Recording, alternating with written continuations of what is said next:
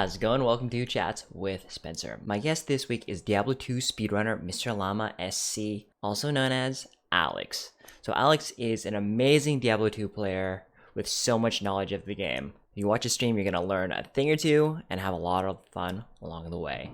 So be sure to check out MrLlamaSC's Twitch channel for some amazing Diablo content, as well as his YouTube channel, which has a ton of guides, which I know are going to be very useful when Diablo 2 Resurrected is released. For context of this interview, we did this just a couple weeks before the announcements of D2 Resurrected. So this is just before Alex became a full-time streamer.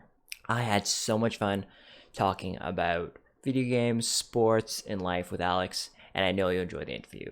So stay a while and listen. All right, Alex, thank you so much for joining me. How are you doing today? I'm doing great. I can't complain at all. It's a nice day out. It was like 60 or something today, so got to go out and go for a walk. I live in the South, so that's really nice. How about yourself?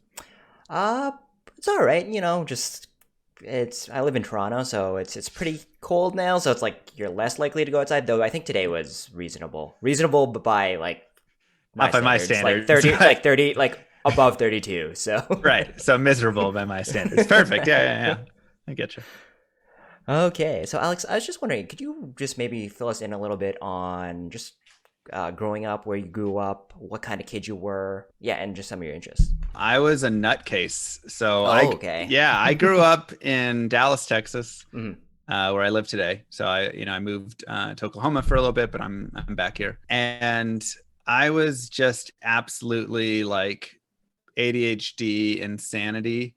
I loved learning. I loved solving problems. I still do. I'm very strategic. I love board games, all that stuff. And I just was very impatient.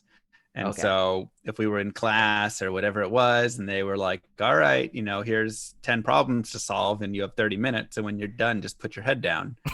And, if I solve it in 10 minutes, then I have 20 minutes where I just have to like sit there and I'm supposed to put my head down. And me with energy just did not do well with that at all.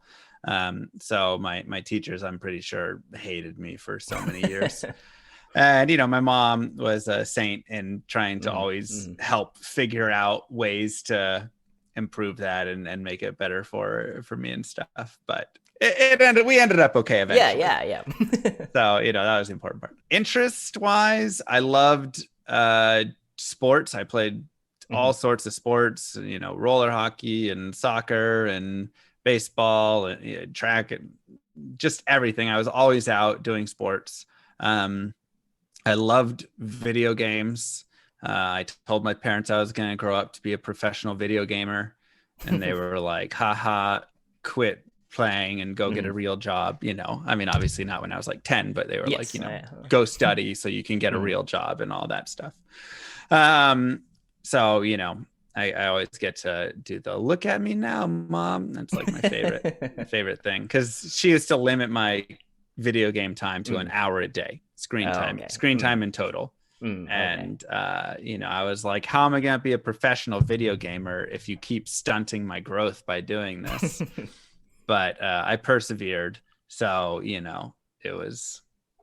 it had to do what I had to do. Yeah. But it was all in all, it was all probably pretty good. I feel like it was a good thing to get away from it. So I love video games, though. I loved, playing board games as well as a kid. I loved just like, as a kid, I like go, I would just go hang out with my friends and we just run around the neighborhood and terrorize everybody. And, we used to play golf with little like plastic balls and like golf all around the neighborhood and use all the neighbors' yards. I'm sure they loved it. Just dumb stuff like that. So it was fun. So it sounds like you said, you're really involved in sports. Do you have a particular sporting memory that really stands out to you? So maybe it was just you won a championship game, or it was just a game you played really well, or it was just super fun. Yeah, I've got two that always come to mind. Okay. The first one is quicker. I went and it was soccer and we were playing in like Waco, Texas or something. And it was my team. It was Super Bowl Sunday. It was my team versus another versus our like arch nemesis team, right? We both Okay, had okay. traveled out there. There was a tournament there. You play like a game on Friday, 3 games on Saturday, and 2 games Sunday or something like that, right? And so it was the finals. We were exhausted. We played like, this was like our 6th game or something. And I played striker. And it was like muddy and gross and cold, and we just wanted to go home and watch the Super Bowl, and it was tied 0-0, and there was like 5 minutes left in the game or something, and the ball like came to my feet at the edge of the box, and it was like in this awkward position where I couldn't really like get a good foot on it. And so I just toe poked it, which is like not at all proper striking form, right? Like it was like D1 soccer. We like played well and had good form. And this was just like exhausted, ball in bad spot, just jam my toe into it and pray. And, and so I scored, and everybody like was, it was like a giant celebration. We were all super excited. And so it was like a fun moment. And then the second one is I did track and field. And so I was the anchor on the 4x400. Okay. And so in middle school, I had anchored the 4x400 in 8th grade, and I failed. It was like me and another guy were racing, and this was for 3rd place. But me and another guy were racing. It was for 3rd place for the like whole team overall, right? And in the race itself. So if I won, then we were going to get like, a team trophy and blah, blah, blah. And if I lost, then we wouldn't. And we were like racing around and got to like near the very end. And I just like completely ran out of gas. And the kid beat me by like, a meter or whatever it was. And I felt like terrible. I was like, dang, like you just hate being the anchor and losing right there. Like that's what you're supposed to do is win. So I was like really sad about it. And then in high school, we had the 4x400. And we were competing against the top team in the state. And it's this fantastic race. I was about 10 meters behind on the guy when I got the baton. And I just chased him down, and we were basically I just got in front of him and just said, I'm just not going to let go of the lead. And it was again, that like final stretch, and he was like catching, and it was really close. And I was able to like pull it out. And, we were able to win the district meet because of it and stuff. And so it's like a really cool, like great, because we won the district meet and we beat like the top team in the state, and like they were stunned by it. And it was just a fantastic moment. And it was a little redemption for me, because I was like, oh, thank God, like I don't have to go down like remembering that 4x4, that as like the last 4x4 that was whatever important, and I lost it something. Oh, those are my two great stories. I was just reading up on your website that you were a decathlete, and I'm just wondering, one, how do you get into that? I feel like, I want to do 10 different sports, like that kind of thing. Yeah, my dad basically was the one that kind of pushed it. So when I was I started track when I was like 5 or something like that, Okay. So at that level, you just go and like run and do like long jump in the 100 and whatever stuff. And I was like decent at all of the things. I long jumped, I high jumped, I ran the 100, like all that stuff. I did the hurdles, and I was good enough at all of it. And so my dad was like, well, let's just put you in the pentathlon. So it was 5 events for kids that are under like 12 or something. You do 5 events. Okay. They don't have you like throw a javelin and stuff, they take pole vaulting. They take out the like really dangerous, like harder things for the kids. And so it's just like, the shot put and whatever. And so I went and did that for like a few years. And so I was good at it, decent enough at that. And then when I turned like 12, 13, whatever it was, switched over to decathlons, started doing decathlons. And then I won state like a couple years in it. And then I went to college. And so I competed in college for 4 years doing decathlons. So it was a lot. It's a lot of events. It's an extremely like exhausting time. You just, at the end of a decathlon, you just like hate everything and you just want to die. I mean, you just are like, your body has nothing left. You're just completely exhausted. But it was fun. Paid for college as well. So is there a set order to the events? So okay. All right. Yeah. So decathlons run you do the 100-meter long jump, shot put, high jump, 400-meter. That's your day one. You do every event with 30-minute break in between the events. And then the second day you do the 110-meter hurdles, the discus, the pole vault, the javelin, and the 1500-meter to end it. So it's always that same thing, always the 2 days. Yeah, it always is that exact way like that. There's only like rare crazy exceptions of like weather circumstances, you know, where you like push something somewhere or whatever, but you know, you would rarely ever see that. So generally that's it. So it's just 2 very long days. that's and you can't like, you know, you just have to stay out there the whole time. Like you aren't allowed to like leave the field and go and do whatever stuff. You just have to like be there. Yeah, I think just in general, the 1500 sounds the worst, and to have it at the end is just like the icing on the cake, right? You're just like, oh my God. Yeah, so the 400 is pretty miserable because it's the end of day one. So and the 400 is already miserable anyways. So at the end of day one, you're pretty exhausted and you're not looking forward to that one. Then the hurdles I never look forward to the hurdles because I was always so tight from the day before. Oh, okay. And like having to like bend your body over hurdles and stuff, it was just always so hard. My body was always super tight. But of course, the worst event is the 1500 because you've done 9 events. You are 100% out of energy. You step up to the line and you feel like you literally just finished running a 1500. Like you're at the starting line and they're like going to shoot the gun and you're like, I have no energy left. Like I feel like I just finished. And then you have to run a 1500. And a lot of times that's where you can, you know, you're always having to like, at that point, you know, who's near you in standings. And so you're like, all right, I got to be like within 8 seconds of that guy. And this guy has to, you know, I have to beat him by 4 seconds. And like, you know, who you have to beat, where you need to be. And it's just a run of will. And it's brutal. That's exhausting. Big respect for doing that because I don't think many people can do that. I wouldn't urge them to. You should all try kimchi. You should not all try decathlons. All right. Don't do it.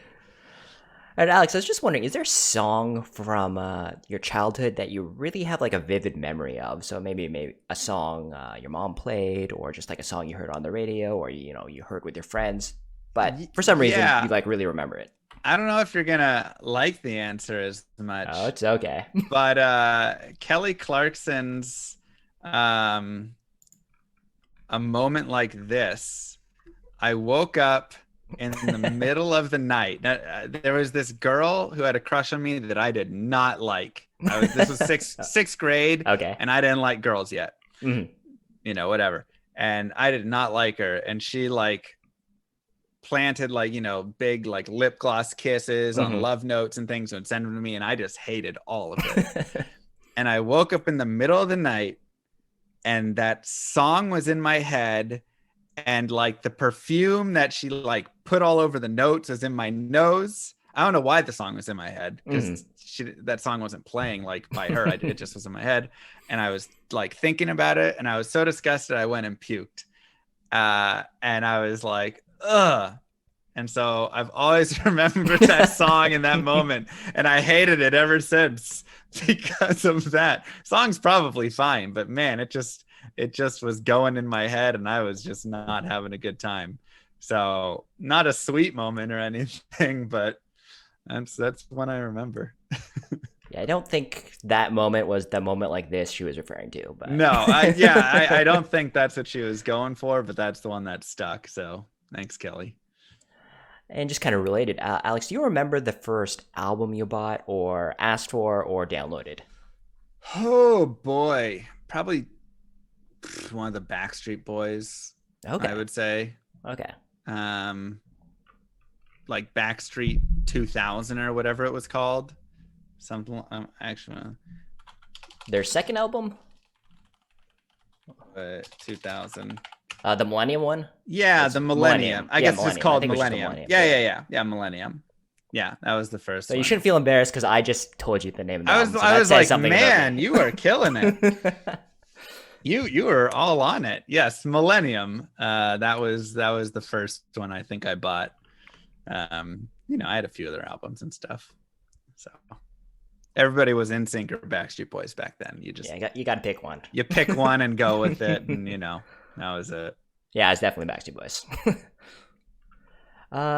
Alex, if you could teach someone to speedrun, not necessarily Diablo, but just like maybe just introduce them to the idea of speedrunning and just like the culture, who would that be? And it could be anybody, dead or alive, throughout history, kind of thing.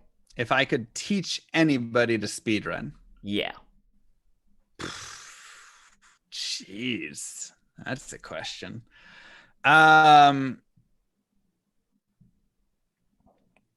Man, adding in the speedrunning component of it is so different than like have dinner, because there's people I'd want to have dinner with, but then I'm like, do I want to teach like Abraham Lincoln how to speedrun? Like, nah, not really. He'd probably be like, no, this isn't for me, Oh boy. I would probably want to teach, I'm going to say I'd like to teach my dad how to speedrun. All right. If in this hypothetical scenario, he had to be open to the idea and excited for it in some capacity, I'd love to teach him some of it, because then he would see the speedrunning and understand more on that piece. I'm not saying that he doesn't like understand what I do and isn't supportive in anything like that. He's very supportive now, but I think it would be like add an interest to him, so he could like, I could talk with him about it, That's be fair. like, hey, look at, I did this, and he'd be like, oh, that's cool. Like, what about these things? So bonding experience with dad. All right, Alex, can you tell us your video game origin story? So first console, first PC, first few games you played, that kind of thing. Yeah, so my first console was the Super Nintendo. Okay. And I played Yoshi's World, Super Mario, that sounds like the name of it. And just loved the game. Oh my gosh, I fell in love with video games as soon as I played that. And there was also this other terrible game, BB's Kids, that I hated because I could never get past the second level. But yeah, Super Mario was fantastic. And Super Mario World, is that the name of it? Seems like just like the first one on Super yeah, Nintendo. It was Super Mario World. And so it just a fantastic game. I mean, I just really loved it. And then I got an N64 a little bit later. And that just had a slew of games that I was just in love with. I mean, we were just throwing, you had your GoldenEyes, you had your Banjos, you had your Smash Bros, right? Like everything. So you just, I don't know. I feel like me and my friends played so much of that. So I really was like a console lover with all that stuff. Oh, okay. And then when I was like 9 or 10, somewhere around there, I got a PC, or we had the family PC. My brother was older and he was playing like StarCraft. And so I used to play a little StarCraft with him, and was terrible at it, but loved it. And then Diablo 2 came out in 2000. And I don't think I started playing that till like Lord of Destruction, like 2001 or whatever. But I used to go to my friend's house, and he had him and his brothers and his dad had a LAN room. And so they just had all of the computers. They had 5 computers in a single room. And so we would all just go sit down and just play whatever, Dota or, Diablo or StarCraft, whatever it was, Counter-Strike, everything. And so I just became a PC gamer at that point and just loved everything about it. And just kept going from there, just as I got older, I just kept playing games and mostly stuck with those though. Diablo and StarCraft, really, I just kind of bounced back and forth with those till now. And I still just play Diablo too. So. All right, Alex, if you could visit any time period throughout history or even prehistory, what time period would it be and why?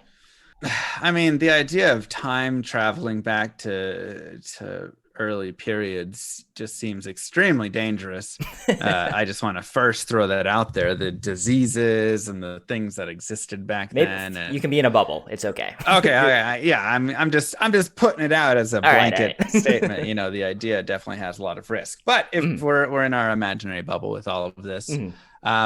I really love the medieval times, just in terms of the style of everything, Okay. and you know, it's always just been really interesting to me um, from a historical standpoint, you know. So I just really love um, that period. So I would go back sometime with there and just, you know, observe how the royals lived, how the you know, the peasants or Mhm. the regular people lived, and all the in between, and you know, the knighthood and all of that stuff. I just think it'd be really interesting to see it and be around it. We're gonna switch pace a little bit. Just some less in-depth questions, but Alex, if you want to elaborate on any of these, feel free. Okay. Your favorite sports team? I don't think I have one really. I mean, I'm a Dallas fan, so you know, throw Hmm. down the Mavericks and the Cowboys and the Rangers and all of those. Hmm. But I was getting too involved in sports, and it was like really making me like upset. And then I Okay. was like, why am I getting upset? I'm not even playing the game. And so I had to like back off and like Hmm. not have a favorite team really Hmm. anymore, and not care as much. So that way when they lose and they're terrible, which they are every year, at least the Cowboys, I don't have to care as much. And so so any Dallas sports team though is generally going to be my favorite. Alex, just on a side note, I can completely relate to that. Where I had to stop watching the Raptors when they were really bad. I guess like in the 2010s, like Yeah, mid to yeah. 2010s, where it was literally, why am I watching this game? I'm getting like stressed out and angry. It's not even Yeah. fun to watch the game anymore. No, it's not. I wasn't having fun. I was, and then like after the Des caught it situation with Green Mhm. Bay, there was like 3 days where I was just like in the worst mood ever. And I was like, why? Exactly. I'm not playing. It Hmm. doesn't matter. Hmm. And so that was like the moment I really stepped back was after that one, because it affected me too much. Dogs or cats? Dogs. Sorry. Spring or fall? Mm, probably spring. M&Ms or Skittles? Purple Skittles. Otherwise, I'll take M&Ms. One of your favorite movies? Well, we said Zoolander, but I'll say The Matrix for another one. Next meal could be anything in the world. What would it be? Korean food. Particular dish you have in mind? No, just Korean food. I just love it. I went my best friend in eighth grade was Korean, and his Oh, mom okay. would cook for us every Mm. day. I never knew what we were eating, but it was always delicious. And then I went to Korea last year. Well, I guess 2019, before COVID and all that stuff. In 2019, and it was like the best eating I've ever done in my life. And it was just so cheap, and I didn't even care what I got. It was everything was so good. So anything Korean food, just put it in my mouth. I can get behind that. Yeah. Just as a follow up to Korea, I know you're a StarCraft fan. Did you watch any StarCraft live when you were there? Yeah, of course I did. I actually went. They had GSL versus the world going on, so I got Oh, to go, sick. and yeah, so I got to go and watch all of them, and that was awesome. I wish that I got to see some ASL, but Hmm. I don't think there was an ASL match or anything happening at the time, or I missed it if there was. I had plans or something, but that's like I'd love to go back and watch Hmm. ASL and watch Flash or something. Oh, yeah. That's that's future goals. What did you want to be when you were little and you grew up? Professional video gamer, or an ice cream man, but mostly because I just wanted to eat all the ice cream, and so it wasn't going to be a great business plan. What's your go to snack at a convenience store? Mike and Ike's. Favorite childhood TV show? Oh, geez. When I was really little, I loved Little Bear. When I was a little bit older, I loved Robot Chicken and kind of that stuff. So, I think you already answered this a little bit, but maybe just list off a few of your favorite video games of all time. oh yeah, Diablo and Diablo 2. You can throw both in there. StarCraft, obviously. Um,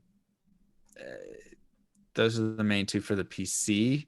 I mean, there's so many that I would really love. And then I really loved Breath of the Wild, actually. Okay. I haven't played a ton of console stuff lately, or for the past many years, but Breath of the Wild was a gorgeous game. So I had a ton of fun with that. So that's like one of my top console game experiences that I've had. Top board games. Oh boy, so many. Twilight Struggle is absolutely fantastic. The historical, just the history built into the game, and all of the references with it, the way the game is designed, everything fits into the struggle of the Cold War, and it's a gorgeous game. Terraforming Mars is an absolutely fantastic game as well. Game of Thrones board game is also very good, and a very fun game to play. So I love those three for like more like longer sessions. For short ones, Codenames is always a great like party, pull it out, and just everybody can play it, and it's super fun. So Okay, so I'm gonna say help top players for each race in StarCraft 1 and StarCraft 2. Just favorite. I mean, I'm a Flash fanboy, but I've really been enjoying watching Light kind of take over the Terran scene now that Flash is random. So I guess Flash is now my favorite random player. Okay, fair and enough. Light would be my favorite Terran. Zerg's Larva is hysterical. He did really well in this last season. No spoilers, sorry. He's just hilarious. The playing with the feet thing and stuff in the one tournament. You gotta love a guy who does some stuff with style, and is also a decent player. Protoss. Oh geez, I'm a Protoss main in Brood War, and I'm not even sure I have a favorite Protoss player. I mean, there's many that are good, Shuttle and Rain. I don't think I have a favorite Protoss player, unfortunately. Okay. I just, I watch a lot of them. There's none that I pick out and really, go to that like character. For StarCraft 2, let's see, Terrans, I would say. I don't watch as much StarCraft 2, so like fair. So I probably go like old school, like Marine King or something. Oh yeah. For Zergs, you gotta throw some love to Idra. Obviously Serral is like fascinating to watch and fantastic, but Idra back in the days was just a mess, and it was just the funniest things in the world. So I love Serral now. I loved Idra then. And for Protoss, I go with Neeb because he was once on my team when back, 10 years ago. Wow. 10 years ago when he was like 13 or something, 14. He was a Terran player back then, and I was a coach / like team manager. Okay. And so I mean, I was also like I played on the team as well, but we had like 6 grandmasters and like 15 masters players, and like Zombie Grub was one of them, and Neeb was one of them, and some other people. And so I gotta throw some love to my homie Neeb. So, but he's a Protoss now, and I hate Protoss in StarCraft 2. Well, I like your old school references because I was a big early GSL fan. Yep. So MVP, Nesty, MC, oh, those Nesty. guys. Oh yeah. Oh come on, those guys are just so dominant. It's crazy. I also loved Stefano back then because I was a Zerg player, and I used to like watch all of his games for just study purposes, just to improve. So he was like who I learned the most from. All right. So can you just tell us what draws you to speedrunning, and I guess it could be very specific to something like Diablo 2, because I think versus a lot of other speedruns, it's so much RNG, which I think a lot of speedrunners would shy away from. So, Right. So when I started watching Twitch by watching not Simply, what was his name? Oh God.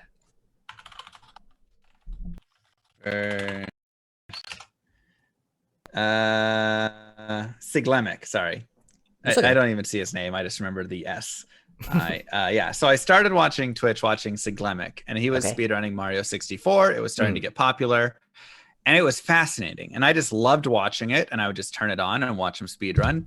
And he would do the same run every day, over and over again. And whenever he'd mess up, he'd restart and do the same run again. But for some reason, I loved watching it.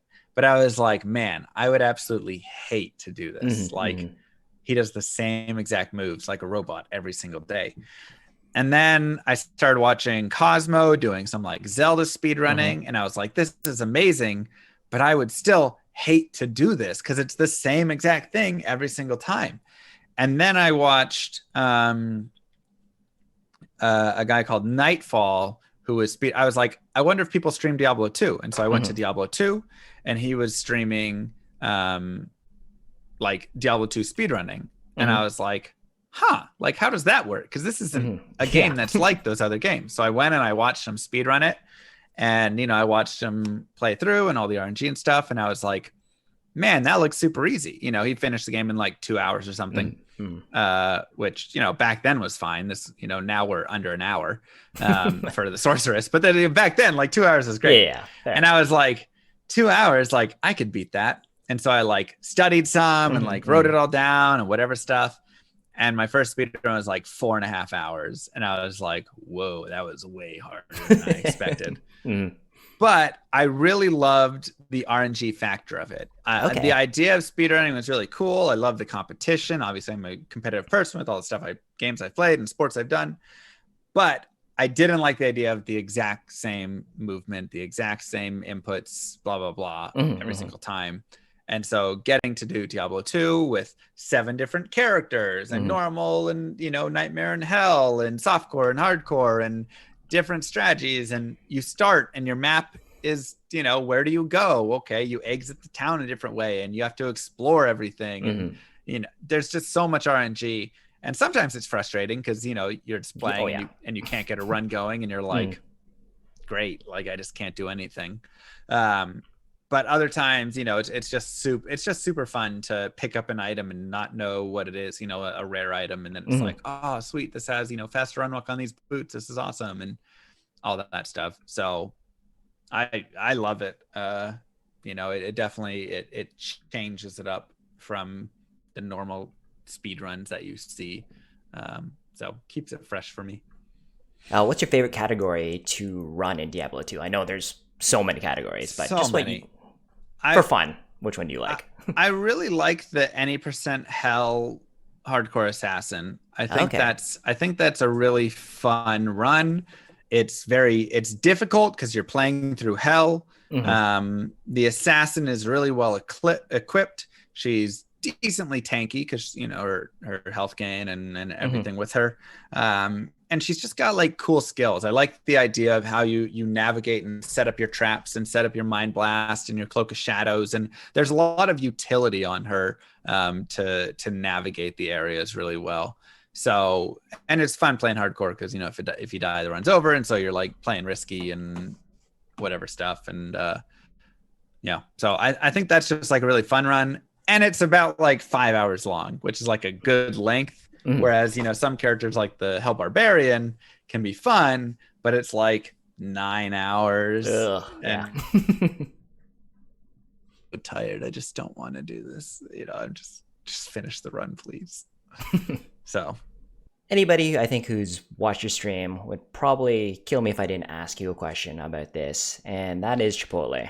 Yeah. Okay, Alex. So I'm just wondering, is there what's the story of you first discovering Chipotle? Was it love at first bite? And what's your order at Chipotle, or does it change every time? Yeah, I mean, I eat so much Chipotle.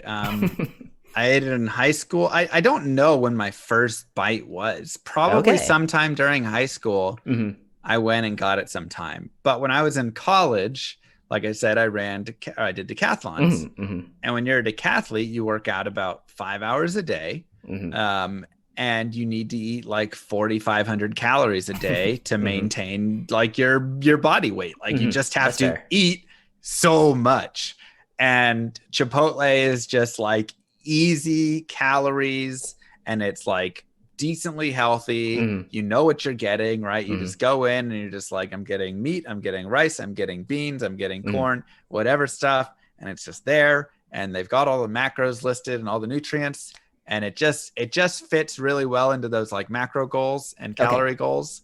And so, a lot of the people on my team would go and eat it. And, the throwers who were, bigger guys, even 250, 300 pounds and stuff, they all would like double wrap it with, whatever stuff, double Mm. meat, double wrap, Yeah. like just getting, 1,500 to 2,000 calorie burritos or whatever. And you just, it was just fantastic. So I just ate a ton of it. Mm-hmm. Because it was just easy and pretty clean and tasty and cheap. And we were in college, and so like $7-8, okay, like I can do that. I don't have to go and spend $15 or whatever. So yeah, so I used to eat probably like 4 to 5 times. There's it was just like a couple blocks away from my college campus. Okay. And I just kept eating it since then. And like I say, still to this day, it's just you know what's in it, and it's not like heavily buttered and crazy amounts of salt. And like if you're going to other restaurants and things, you eat, a lot of things taste really good but are loaded with like bad calories and tons of carbs and all that stuff. So overall I've always loved it. And my order it changes a little bit, but right now it's brown rice, pinto beans, steak, medium salsa, corn, cheese, and lettuce. So it's delicious. The amount of Chipotle you talk on your stream, I'm really surprised they haven't like reached out to you just to be like, Yeah, come on, wish. just a little bit, like just give this man some gift cards to be like, hey. I would take anything, honestly. If they just gave me a thing that was like one free guacamole, I'd be like, done. Like, let's do it. I made it. Like, yeah, seriously. I put Chipotle, I talk about them every day, so I'm basically sponsored by them, but without the sponsorship part, unfortunately. Alex, can you maybe just tell us a bit about your Twitch experience and maybe like just what to expect kind of like from a typical stream, though I feel like your stream is not really that typical. Sure. Is it not typical? Oh boy. Oh no, just like in the sense it's very like varied. It's like day by day. It's not the same. Yeah. Typical Twitch stream in my experience. So like I said, I've been streaming for 6 years. It was definitely a growing like experience through all of it. There's definite growing pains in streaming. You don't make a lot early on, and you put a lot of hours in. And so, it's one of those, you have to really love it. And that's something that thankfully I really do. I always loved doing the speedrunning and playing the game, but more so I love just talking to my chat, right? So my chat's always right there, and I'm always looking at them. Even as I'm speedrunning and doing whatever stuff, I'm always trying to read as much as I can and answer as much as I can, because that's just a lot of the fun for me. So a typical stream for me, like you said, it varies day to day. I'm either playing Diablo 2, just like speedrunning, and so we're just trying for some records.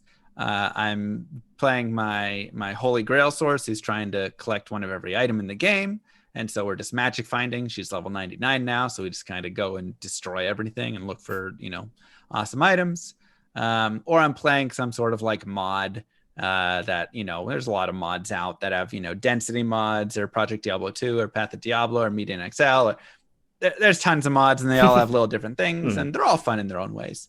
So usually something like that is happening. And for the most part, though, you're always going to get an interactive chat. We're always, having a lot of fun. It's always a really positive place. That's something that I was very like adamant about when I started streaming, was I want to build a community that's like kind to each other and, just here to have a fun time.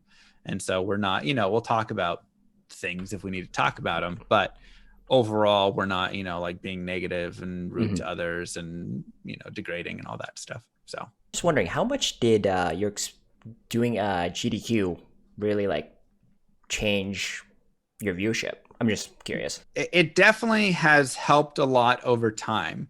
The Okay. immediate benefit seemed smaller, right? I mean, I gained, whatever, a couple thousand followers from it, which is fantastic, right? When I did it, and every time I've done it, it's great. But it's one of those like really hard to calculate what the true value is. Fair enough. Because people just find it years later on YouTube and whatever stuff, and then they come over from that. And so, a lot of people have seen me on GDQ and eventually ended up in my channel at some point. So I think the reach has actually been pretty big from it. And I've been on GDQ 6 times, I think. Wow. So it's really, I'm really fortunate to have done that. But that's, from all the different ones, people trickle in here and there. So I think it's actually had a really big benefit to the channel, which has been cool. All right, Alex, what's one thing you'd like to achieve in your lifetime? And this is not limited to speedrunning, Twitch, just in general.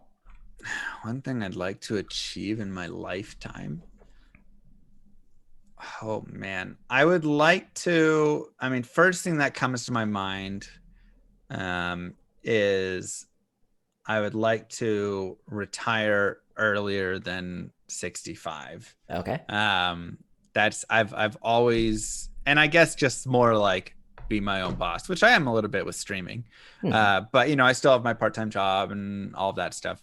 So I'd love to just eventually get to that point where I'm just kind of financially independent. And if I want to take a year off and not earn anything, I can. If I want to, go and try and get into something else, I can go do that, writing books or something, who knows, kind of like leave just more freedom and stuff for myself. So that's something I've always worked towards.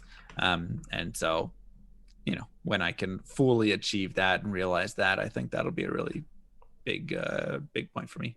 And are there any words of wisdom you try to live by, or just even a saying that you enjoy? Oh man, so many. The ones that I try and live by are the first one is you have 2 lives, or you live 2 lives, and the second one starts when you realize you only have one.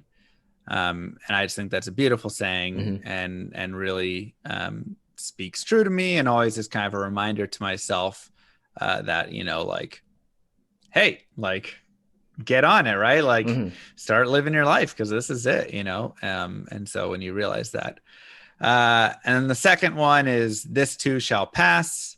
I always think of that as just a way to keep myself grounded in certain moments and not let emotions of the present time create situations and thoughts and everything that I don't need.